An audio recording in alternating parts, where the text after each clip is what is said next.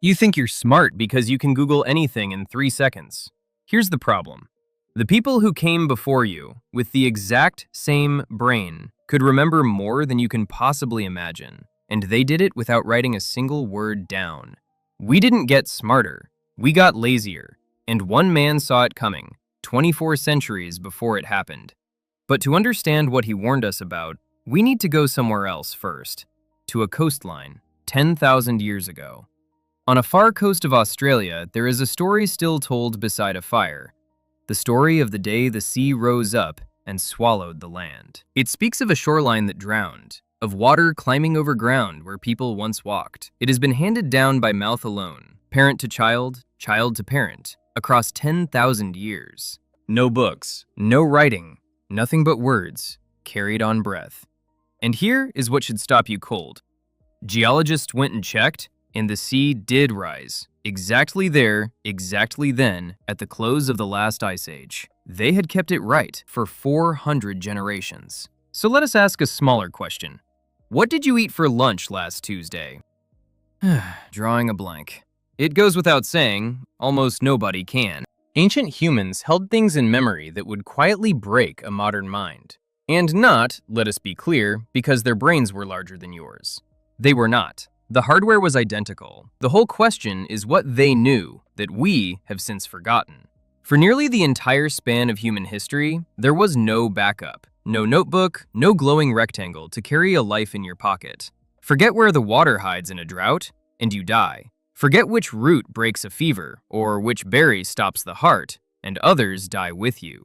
Memory, then, was not a hobby. It was survival, and survival sharpens a thing very fast.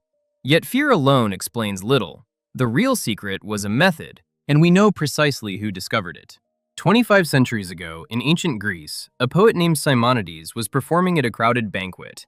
He stepped outside for a single moment, and behind him, the roof came down. Everyone within was crushed beyond recognition. The families could not tell one body from another, but Simonides closed his eyes, and he remembered, not names, places. The exact seat where each guest had sat. One by one he pointed, that is him, that is her, until every name was returned to its body. And in that terrible moment he understood something about the mind. It is poor at holding words, and extraordinary at holding places. So he turned memory into architecture. He pictured a house he knew by heart and walked through it, leaving each thing to be remembered in its own room. We call it the Memory Palace. And the strangest part is that the world's memory champions still use this exact trick today. To fix the order of a shuffled deck in under 30 seconds, a method 25 centuries old and still unbeaten. Keep it in mind, you will want it. Now return to those Australians, for they did something larger still. They did not use a single room. They turned an entire land into a memory palace. Every hill, every stone, every bend of the river was tied to a story, a law, a route, a warning about the flood that drowned the coast. Walk the path and the land itself recites it, in order. They called these song lines, and to tell one wrongly was not a mistake, but a transgression. Get a detail wrong, and your kin corrected you. A living proofreading that ran, unbroken, for 10,000 years. Rare are the cultures that trusted memory so completely.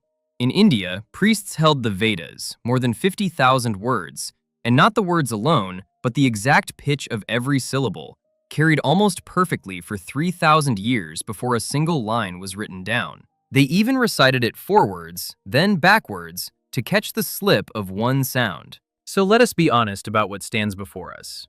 Not primitive people with quaint tricks, but minds trained like athletes to do what the modern heads simply cannot.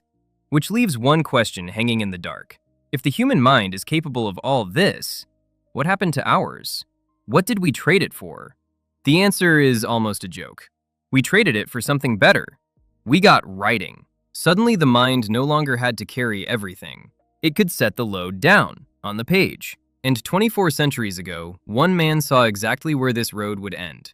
The philosopher Socrates despised writing. He warned, and these are close to his words, that it would create forgetfulness in the souls of those who used it, that they would trust the marks on the page and cease to remember from within. He was ignored. And he was entirely right.